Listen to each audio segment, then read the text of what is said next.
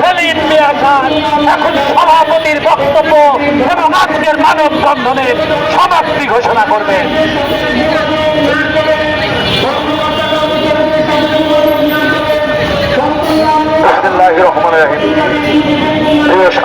সাংবাদিক বন্ধুগণ,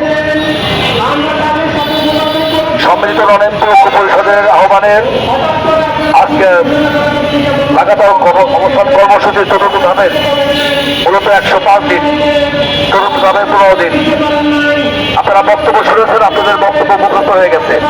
একই বক্তব্য, একই কথা, দাবি একটাই, স্বীকৃতিপ্রাপ্ত চলমান সকল শিক্ষা প্রতিষ্ঠান এমপিভুক্তি।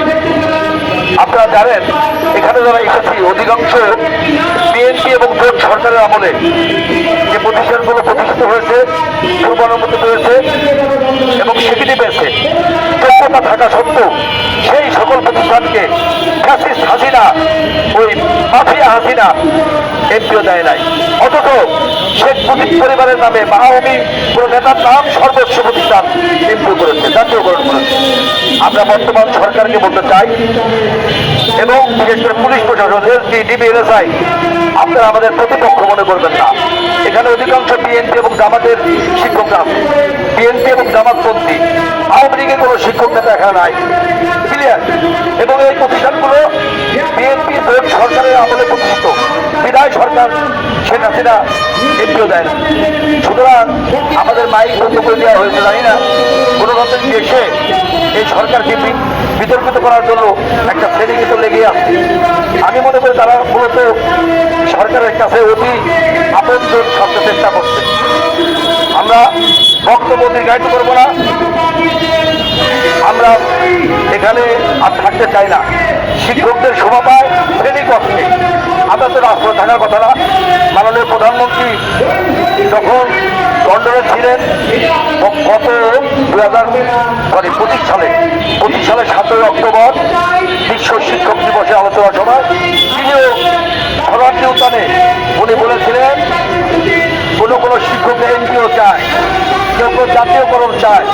আমার সরকার ক্ষমতায় গেলে, বিএনপি সরকার ক্ষমতায় গেলে আমরা যাচাই বাছাই করে আমরা সরকারের সক্ষমতার মাধ্যমে সকল প্রতিষ্ঠান, সর্বোচ্চ প্রতিষ্ঠান আমরা এমপিভুক্ত করবো, জাতীয়করণ করবো। এবং তিনি তার কথা রেখেছেন, কিন্তু শিক্ষা খাতে সর্বোচ্চ বরাদ্দ রেখেছেন। কিন্তু এই হামলারা এবং শিক্ষামন্ত্রীকে বলা বিভ্রান্তি করছে না। প্রথম 100 দিনের কর্মসূচির মধ্যে থাকা উচিত ছিল সবচেয়ে বৈষম্য বাংলাদেশের যে একটা শ্রেণী নন এমপিও শিক্ষক। পৃথিবীর কোথাও তো সে উদাহরণ নাই যারা বছরের পর বছর চাকরি করবে, যুগের পর যুগ চাকরি করবে, তাদের বেতন পাবে না। এটা একমাত্র শিক্ষক শ্রেণী। এবং আমরা বলে সাংবাদিকরাও আছে অনেকে যারা বেতন পায় না। সাংবাদিক বন্ধুরা, আপনাদের ক্ষোধা লেখনের মাধ্যমে আমাদের কষ্টের কথা, আমাদের সমাজে অবহেলার কথা দোকানে বাকি দেয় না, সন্তানরা আমাদেরকে সম্মান করে না। বাবা জন্ম দিয়েছে, আমার চাহিদা পূরণ করতে পারো না কেন? এই কষ্ট, এই কান্না, এই ব্যথাটাকে বোঝাবো।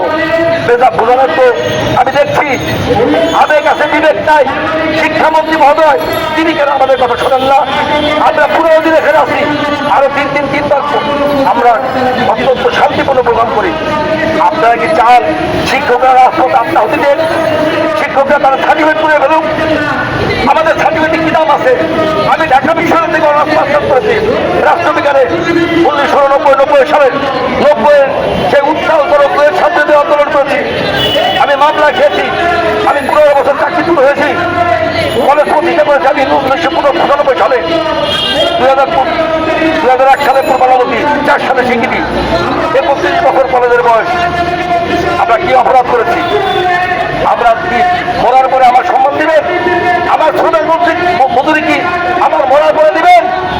আমরা বলতে চাই না। আমরা শান্তিপূর্ণ প্রোগ্রাম করতে চাই। পুলিশ প্রশাসনকে বলবো আমাদের প্রতি কোনো নির্যাতন জুলুম করবেন না। আমরা শান্তিপূর্ণভাবে আগামীকাল আমরা বোকা মিছিল করবো বৈঠকা নিয়ে। আমাদের শান্তিপূর্ণ মিছিল, আপনারা বাধা সৃষ্টি করবেন না। অনেক সময় সাংবাদিক বন্ধুদের প্রশ্নের কারণে আমাদের 2-1 মিনিট থমকে যেতে হয়। এর অর্থ কিন্তু আমরা রাস্তায় জনগণ চলাচল বন্ধ করতে চাই না।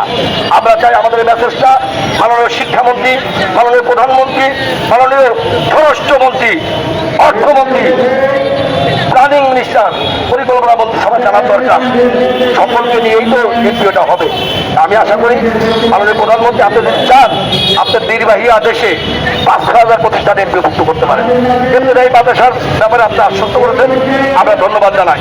আশা করি আমাদের নিম্ন মাধ্যমিক, মাধ্যমিক, উচ্চ মাধ্যমিক, ডিগ্রি, অনার্স, মাস্টার্স, কারিগরি, মাদ্রাসা সকল স্তর থেকে একটা যেগুলো সফল আছে প্রতিষ্ঠান, প্রত্যেকটা প্রতিষ্ঠানকে স্বীকৃতি জানাতে, অধিভুক্ত জানাতে এনপিও দিবেন এই প্রত্যাশা ব্যক্ত করে আজকের সবার মানববন্ধনের কর্মসূচি এখানে সমাপ্তি ঘোষণা করছি। সকল সাংবাদিকদের এবং শিক্ষক নেতৃবৃন্দকে ধন্যবাদ জানাচ্ছি। আসসালামু আলাইকুম ওয়া রাহমাতুল্লাহ।